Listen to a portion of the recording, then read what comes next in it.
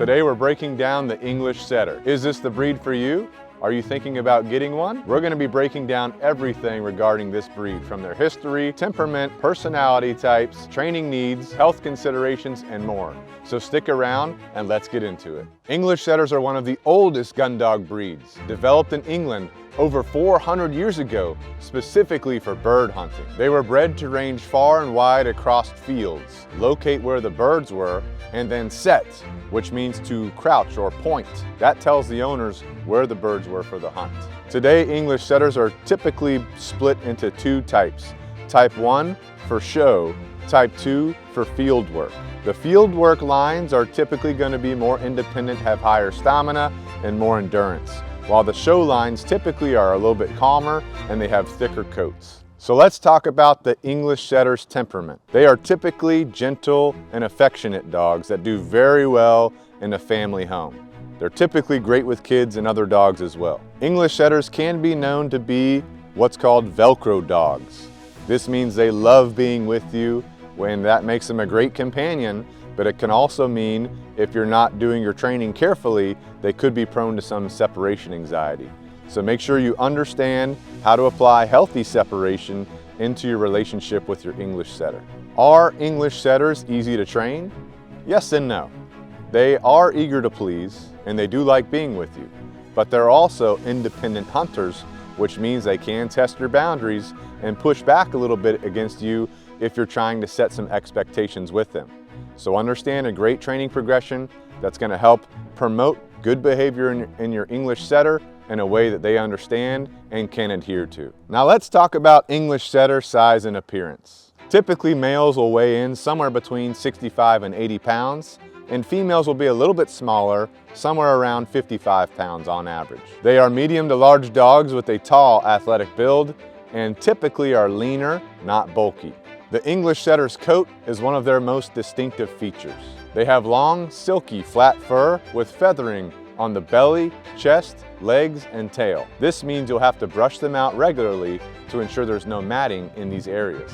The coat comes in a pattern called Belton, which means it's a light-colored coat with some flecking or ticks on it throughout the rest of the body. Now, how much exercise does your English Setter need daily? At least 60 minutes or more. But if you can implement a structured exercise regimen with your English Setter, you're going to be able to accomplish more in less time. Remember that English Setters were bred to cover miles and miles of rugged terrain in their hunting. And if you're not satisfying their instinctual needs of mental and physical exercise, you could end up with some behavioral issues like destruction in the house, anxiety, potential insecurity, and more. So make sure you get in your daily exercise to help meet their instinctual needs. Now, what activities are suitable for English Setters? These dogs would excel at a lot of outdoor activities, including hiking, swimming, dock diving, hunting, obviously, agility, and more.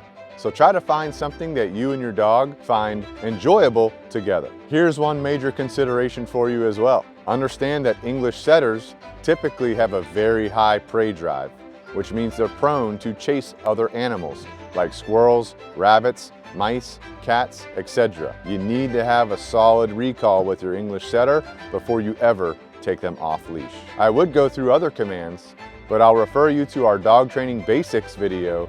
In the description below, we have a link to this where it's going to cover all the commands and how to teach them for your English Setter. Now, what about grooming for your English Setter? Brushing out their coat is going to be critical to ensure that you're not getting any matting. So take a metal comb a couple times a week and run it through those feathers to make sure that none of that hair is matting up. Also, teeth brushing, nail clipping, baths when needed. These are all things you need to think about when it comes to grooming your English Setter. Now let's quickly discuss some English Setter potential health issues, what the potential lifespan is, and other health considerations. English Setters can be prone to hip dysplasia, which is a malformation of the hips that can cause some problems as they age. Good, reputable breeders are testing for this in their bloodlines, so make sure you discuss this with them when you're looking into it, but it could always be a possibility. Progressive retinal atrophy is also a thing that some English Setter bloodlines end up getting. So make sure that your breeder's testing for this, see if they have it in their bloodline, and always have good contacts with a local veterinary eye specialist close to you. English setters are also more prone to bloat because of their size. Bloat is a deadly condition where the dog's stomach twists and can kill them. Make sure you're taking good precautions against the possibility of bloat by making sure that your English setter eats in a calm manner, and after they eat, they give it a nice resting period and not do any intensive exercise right after they eat.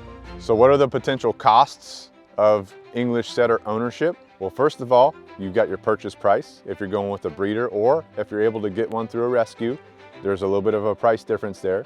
Second of all, for your routine exams that you'll be doing at least once a year with your veterinarian, that's going to be somewhere between $500 to $1,000 depending on what you have going on and what all you're doing.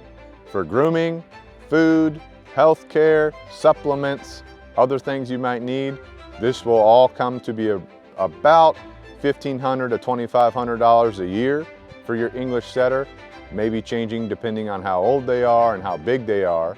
And then last but not least, if you're getting some quality training, that's typically going to be somewhere around $1,000 per week for a couple of weeks to get your English setter trained up to where you need it to be. Now let's do a real quick breed comparison video because there's a lot of confusion between the three major setter breeds. First, we have the English setter versus the Irish setter. The English setter is typically calmer and smaller than the Irish setter. Now what about the English setter versus the Gordon setter?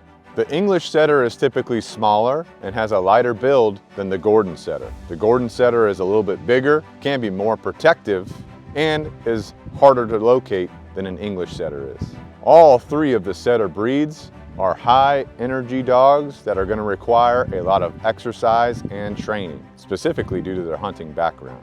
And if you found value from this video, don't forget to hit that thumbs up button to let us know. And if you want to learn more about one of the best things you can do to ensure your dog's safety, whether it's an English setter or any other breed, check out this video right here where I go through our e-collar conditioning process and how to use it in real life.